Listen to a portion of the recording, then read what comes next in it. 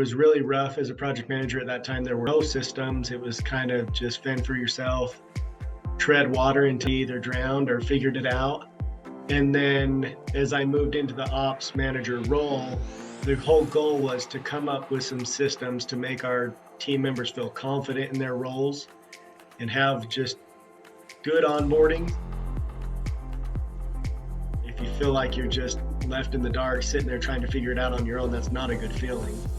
So knowing that they can go into KnowHow and search basic topics and usually find what they need, yeah, they stick around. They have that resource. And at any given time, right, they can go review that KnowHow. So yeah, much better. I mean, I can't even explain the difference. The guys that come on now are so lucky. I don't want to be like I walk uphill both ways, snow, no shoes on, but it's just a much more pleasant onboarding now that they have those resources.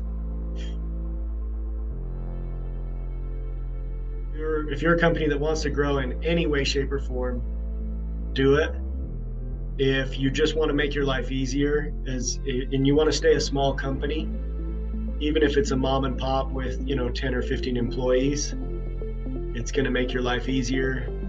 You're either going to retain the ones that you have, or it's going to make your life easier to onboard the new ones that you get.